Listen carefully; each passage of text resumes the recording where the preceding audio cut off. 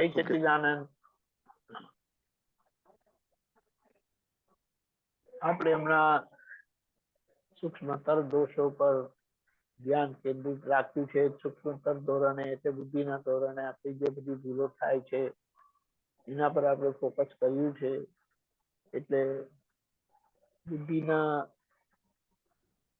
શું કહેવાય એટલા બધા ચમત્કાર છે ને કે પછી એ આપણને આત્મા થયેલા પછી પણ રહેવા દેતું નથી અને કઈક કઈક બતાવીને ગૂંચવાડા ઉભા કરે. બુદ્ધિનું કામ શું? તો કે લેવા નહીં દેવા નહીં અને આપણે ગુચો કરે. એટલે કે આમ તો હોવું જોઈએ, કઈ આમ ના હોવું જોઈએ, આવું ના ચાલે. એટલે બન્યું એ કરેક્ટ છે પણ એક્સેપ્ટ થવા દે નહીં અને ત્યાં ભેદનું કારણ બને, ઝઘડાનું કારણ બને, કચકચનું કારણ બને. તો કે હવે બુદ્ધિનો ઉકેલ લાવવાનો કે જ્ઞાન પછી જો કઈ નડતું હોય મહાત્માને તો આ બુદ્ધિ છે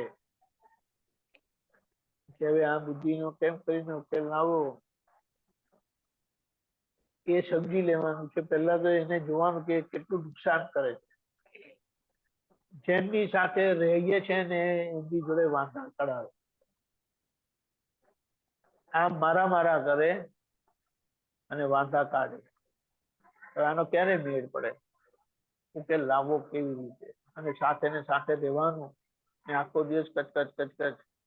જેની પાસે બુદ્ધિ વધારે હોય એ કચકચ વધારે કરે, માથાકૂટ વધારે કરે, ઝઘડા વધારે કરે. એટલે અહીંયા આપણે સમજી જઈએ કે આ બુદ્ધિનો પ્રભાવ ઓછો થાય તો ઉકેલ આવે. અહીંયા આપણે બુદ્ધિને સમજીને ઓળખવાની છે.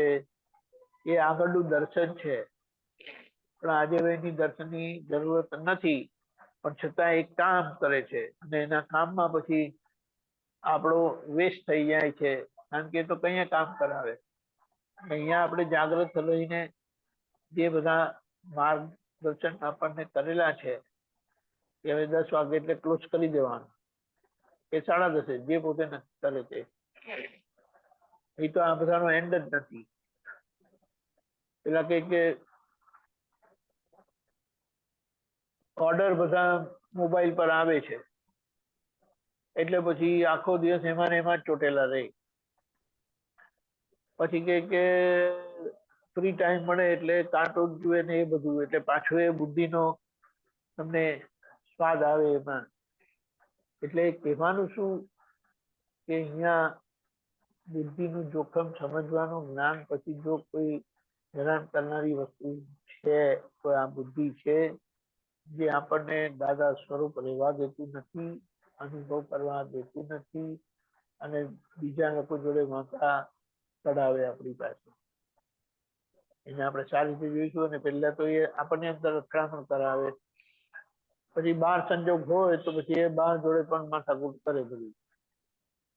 આખરે તો આપણાથી કોઈને સેજ એક સ્પંદન જેટલું દુઃખ જાય ને એ પાછું આપણે એનો ઉકેલ લાવવો પડે. આ વાત સમજીને આપણે નીચે નમીને નીકળવા જેવું છે, નીકળી જવા જેવું. જય સચ્ચિદાનંદ.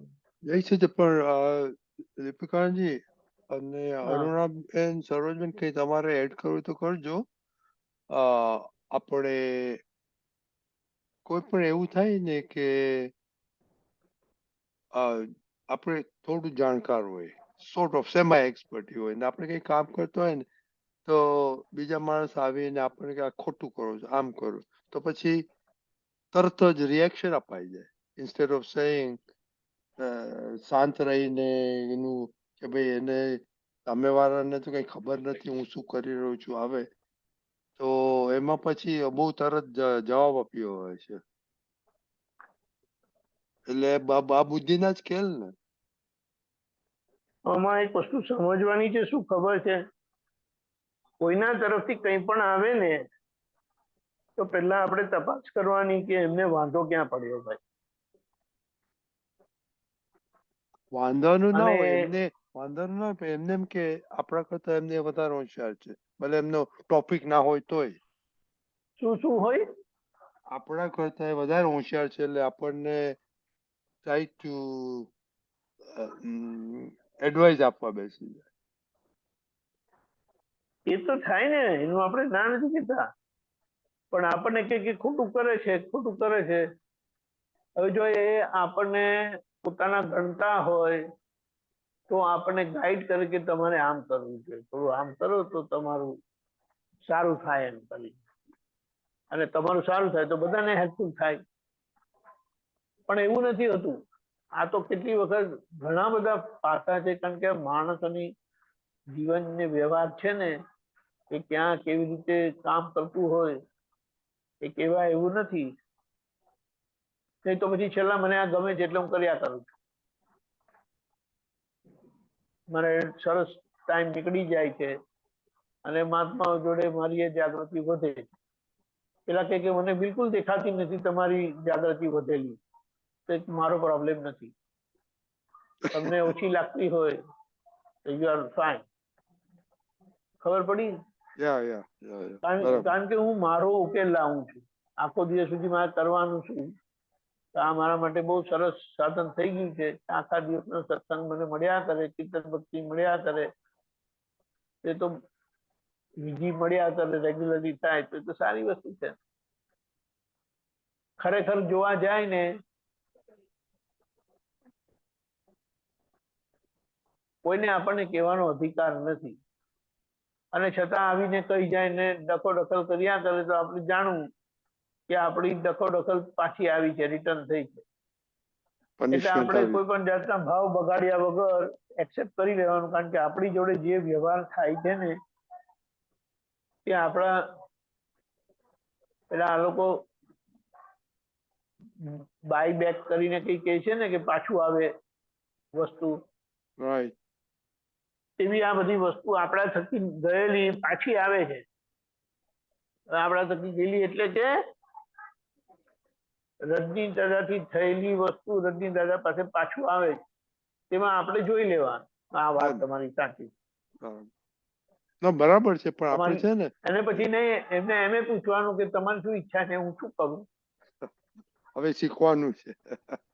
ના ના, બીજું એમને પૂછવાનું કે શું કર, હું શું કરું એમ કરીને કહો, તમે કહો, તમે કે એમ કરવું જોઈએ તો કે. ખ્યાલ આવ્યું? Yes yes. મૂળ વાત કેવી છે ખબર છે કે મને કોઈને કાંઈ પણ કહેવાનો અધિકાર નથી.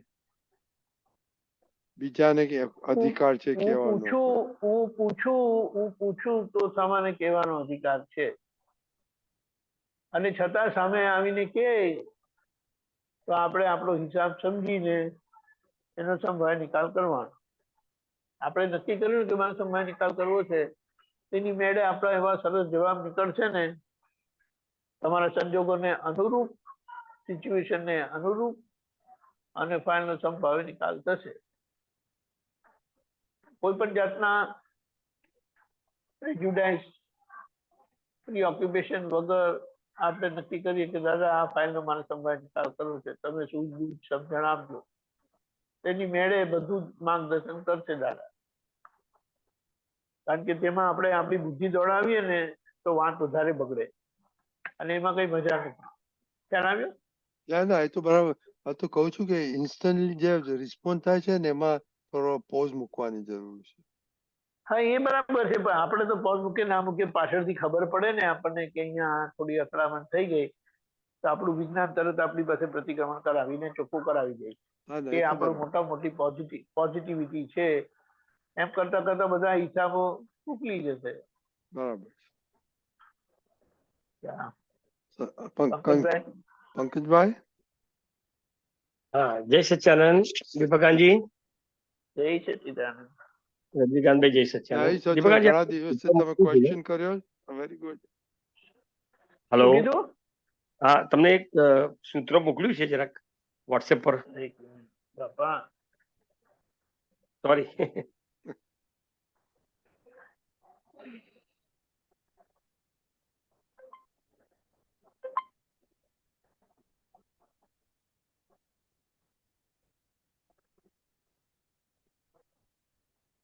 તમે ક્યાં તમારે બંને ફોન પર મોકલવાનું, એક ફોન પર નહીં મોકલવાનું.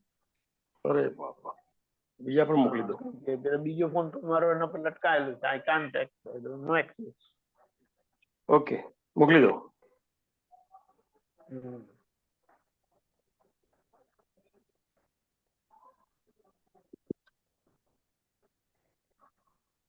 મોકલ્યું.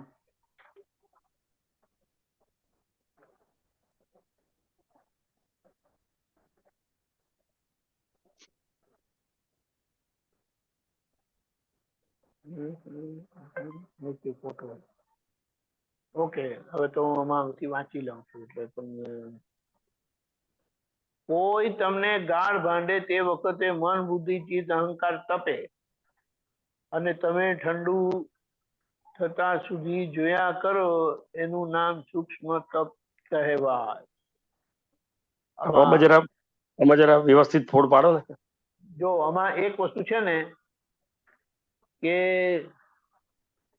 પંકજભાઈ ને કોઈ કાંઈ પણ કહે ને ઇન પ્રિન્સિપલ, અને આ વસ્તુ કોમન છે બધાને, કે મને કશું કોઈ કહેવું નહીં, એટલે મને કોઈ કશી શિખામણ આપવી નહીં. હું બધું જાણું છું, બધું સમજુ છું. એમાં બહેનોને આ વધારે હોય, એમને કોઈ કીધું હોય ને એટલે તરત એમનું છટકી જાય, અને ટોકવું તો કોઈ જોઈએ જ નહીં મને, એમ કરીને. એનીવે, મુદ્દો શું છે કે આવું આવે તે વખતે આપણે મન, બુદ્ધિ, મન કોઈ પણ વસ્તુ કીધું ને એટલે આપણા કાનમાં પડ્યું, તો એ કાનમાં જાય એટલે ઇન્દ્રિયના પહેલા પ્રોસેસ થાય એટલું મન ઊભું થાય. મન ઊભું થાય એ પ્રમાણે પછી ચિત્ત બધા ફોટા બતાડે, ત્યાં પછી બુદ્ધિનું વચ્ચે એ આવે, એટલે પછી બુદ્ધિ મારી ભૂલ ક્યાં છે, એટલે પછી બુદ્ધિ પ્રોટેક્શન કરવા માટે કઈ નું કઈ બોલે કરે. બરાબર છે. હવે અને છેલ્લા અહંકાર એ બુદ્ધિની આંખે ચાલીને જે બુદ્ધિએ બતાડ્યું એ પ્રમાણે કરે. એટલે એમાં આ બધું આવું આવે બહારથી, એટલે બધું તપે, કારણ કે માન્યતાની વિરુદ્ધ આવ્યું, જેવું જોઈએ છે એવું આવ્યું નહીં. એટલે આવું જયારે થાય ત્યારે ઠંડુ થતા સુધીનો મતલબ શું કે સંજોગ આવ્યો, સંજોગે સળગાવ્યું, પંકજભાઈ સળગ્યા, પછી એની પીડા વધી, ખૂબ વધી, ઘટી, ઓછી થઈ, ઠંડુ થઈ ગયું.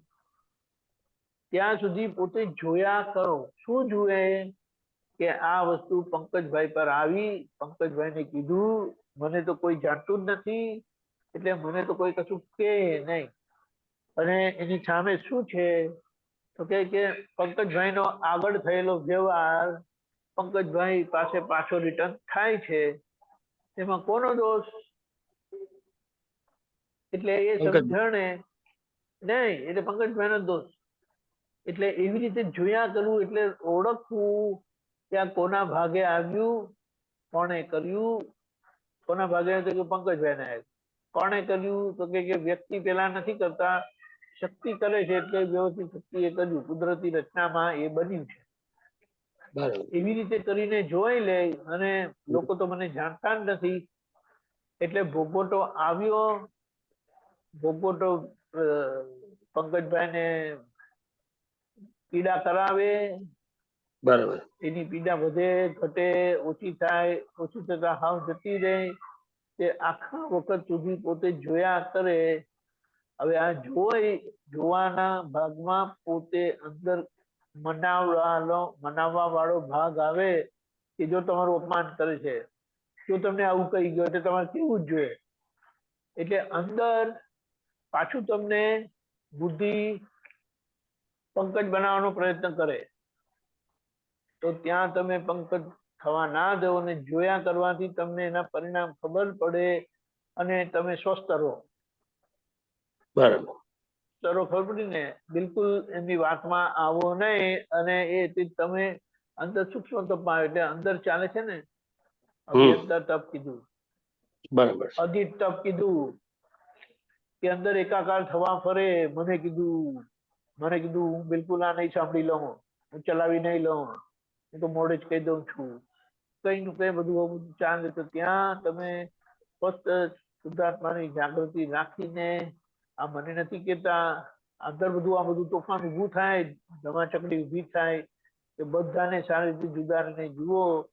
અને એ ઠંડુ થાય એટલે પાણી ગરમ થયું, ઉકળ્યું, પાછું ટાઢું થયું, ટાઢું થયું, ટાઢું થયું, પાછું નોર્મલ થઈ ગયું, તમે ફ્રી બરાબર. પછી.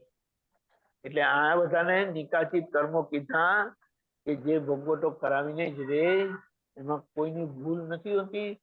પણ આમાંથી આપણે સમજી લેવાનું કે કોને ભોગવવાનું આવ્યું, હું કોણ, મારું અસ્તિત્વ કયું છે. એટલે તરત જ કેસ બધો ક્લિયર થઈ જાય. એટલે આમાં Right? ફાઇલોનો બોલો. સંભાવ્ય નિકાલ એ આ લેવલે અંદર ચાલ્યા જ કરે પછી એ રીતે. ના, એટલે નક્કી કરવું પડે કે સમય નિકાલ કરવો. જવું આવે હલાવનારા, એટલે અંદર તો બધું ફરી વળે આપણને. હા એટલે એ જે નક્કી પણ હોય છે ફાઇલોનો સંભાવ્ય